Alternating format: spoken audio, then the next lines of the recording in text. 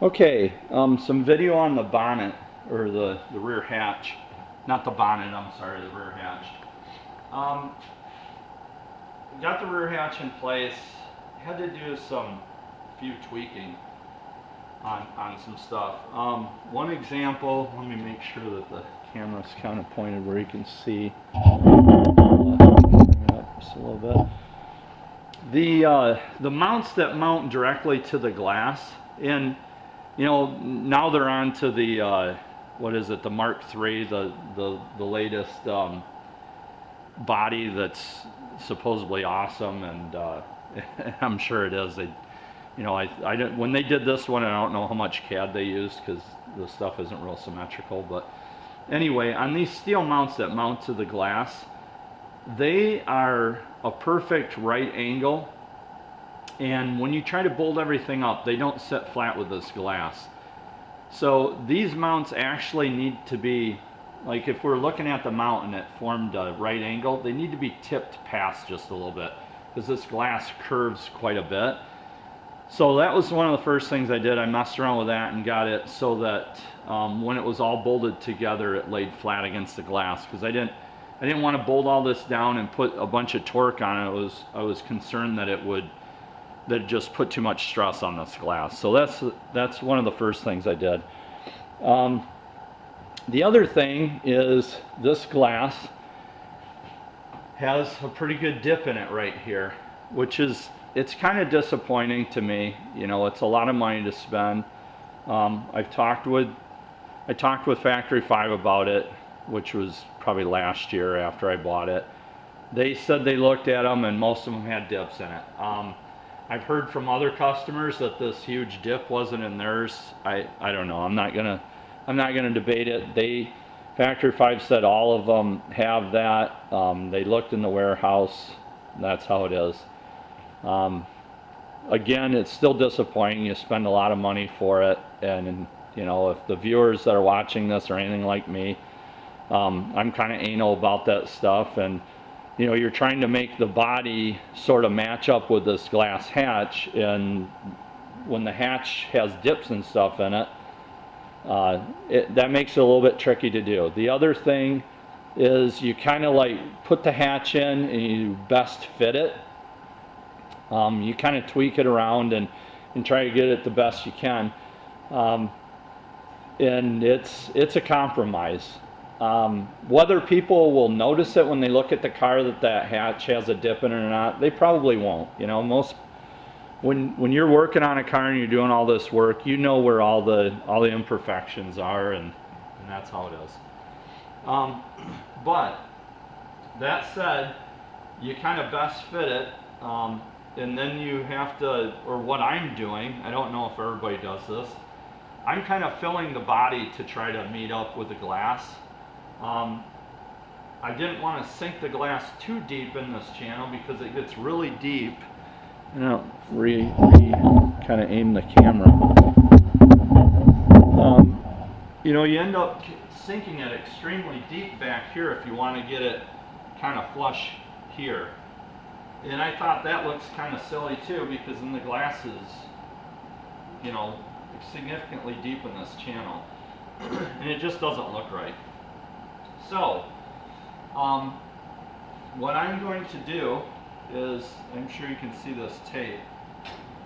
I've got, I'm taking like Luan, I think is what the proper name for it is. It's this 1/8 inch thick board that you can buy. It's almost like pressed cardboard, and it's painted white on one side. But anyway, this seems to work pretty good for kind of making yourself straight edges to fill to. So what I'm doing is I took this, and again I wrapped it with packing tape because it keeps the body filler from hooking to it. And this is going to fit down in here. And what I've done is I've made this stuff as close as I could is the same height. When it sits all the way down in the channel, it's high enough that it lines up pretty darn close with the glass. Close enough that I can get it filled, and then start sanding it and get it just right. So what I'll do on this stuff is I think I'm going to take like a hot glue gun and I'll glue it on the inside to kind of hold it up to this area, and then when I'm filling it I can just set my the body trowel. I can set that kind of on this edge and fill this and get this edge straight, and then you can get all the contouring done. But first we need to get this edge up to here. And it's not that high. At first I was concerned that maybe I should use the high strength repair filler, but on this side it's not too bad. You know, maybe like an 1/8 inch here, and I don't see like an impact happening on these corners, so I don't see that there's any possibility that the body filler would ever pop. If you look back in this area, make sure it's still pointed right. If you look back in this area, it's already pretty low. I mean, it's like probably in here 3/8 of an inch, like 1/4 here. I'm not exactly sure what I'm going to do about that yet, and maybe I won't do anything about it. As the air's coming down, it sees the rear spoiler, and maybe it doesn't really see this, you know, the air is catching up with this and kind of misses this. If I were to do something to try to get it at the right height, I would fiberglass on the back side of this to build it up thicker, and then I grind it down so it closely matches the contour of the window. I'm not sure I'm going to do that yet. I think I'm just going to leave it alone because I don't think it's really noticeable. But then on the sides, you know, like I said, I'm going to raise them up. The front doesn't look too bad. The gap is a little bit big, but I think it's going to be all right. I don't see a huge issue with it. This area right here, on mine anyway, make sure you can see it. Right in here, let me take this back out. This line didn't really match this one, and I'm kind of assuming when they built this window that maybe this angle is fairly symmetrical from side to side and the body isn't. The nice thing about it was I just took a block and I started sanding. It was actually like a wood shim with sandpaper tape to it, and I just started sanding on it, and I just barely pushed through the gel coat. The gel coat was actually pretty thick there, and I was concerned that I need to maybe lay fiberglass up on the back side to thicken it back up, but I didn't really have to remove that much until the line looked pretty good.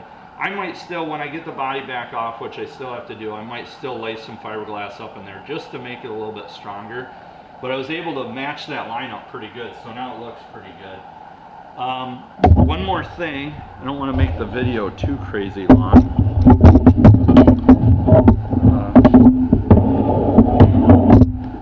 Let me come over to this side.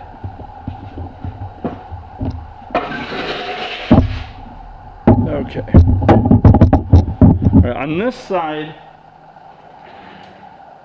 for some reason, you know, hard telling why, this glass right here, it puckers just a little bit. I don't think it's because of the pressure of this. I think this glass actually has a little bit of a bow to it, or maybe the body was supposed to have a little bit of a bow to it right here. But anyway, it was pretty significant on this side. It was probably like 1/4 inch. So what I did was I kind of the same thing I did on that I'm going to do on that side.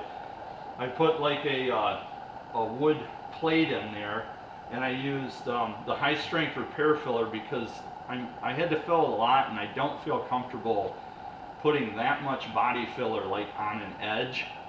Even though it's probably not an impact area, I wanted some really tough stuff. But so anyway, I used the high strength repair filler, and right here too, this was kind of high as the body was rolling around, coming around here.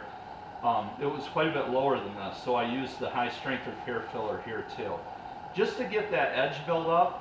And then now that I've got a really strong edge, I can put body filler on it, and I feel like that's going to be extremely tough, like, you know, like the original fiberglass is. And then this is just a little high, and this stuff is hard to grind, but that's how it is. I'll get this down so it's just about level, and then I can take body filler and fill the rest of it. I think I'm going to want to bring this area up a little bit, so I might have to kind of build something that wraps around the gas flange and build it up just a little, because right now it's kind of doing this, and it's supposed to sort of come off from this window and then tip in and down, and right now it's like this. In the video you probably can't see it, but this area kind of comes off and then dips in. So I want to kind of match it up so it looks the same. So this has to be filled a little more, but anyway, that's what I'm doing. The other thing I forgot to mention, this gap was quite a bit bigger on this side. So when I used that form that I built, and I put that packing tape on it, I pressed it up tight to this side and got the gap just right, and I literally took a putty knife and pushed this high strength repair filler down in there, and just kept pushing on it until I was molded up tight to that form, and then just kind of finished it off. When I released, once this stuff was hardened, I released that created just nice smooth edge in there. So that worked really well for filling up that gap, and I'm really happy with it. Now the gaps look pretty symmetrical all the way around. So anyway, that's it for right now.